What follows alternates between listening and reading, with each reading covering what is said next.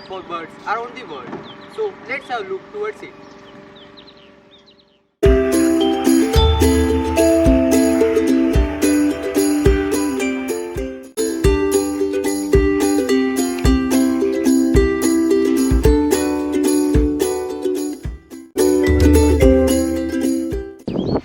सागर नगर आहे. या ठिकाणी क्रांती फ्लेमिंगो पॉईंट आहे. दत्तनगर यांनी डेव्हलप केलेलं आहे. हे धरण 1972 साली धरण झालं आणि हा पाण्याचा फुगवटा या ठिकाणी वाढला. अगोदर फक्त 100 ते 200 मीटरचं पात्र होतं आणि हे धरण झाल्यानंतर पाण्याचा फुगवटा वाढल्यानंतर या ठिकाणी या देशातून आणि बाहेर देशातून खूप पक्षी यायला सुरुवात झाली. जवळजवळ या ठिकाणी 80 ते 120 प्रकारचे पक्षी या ठिकाणी पाहायला मिळतात.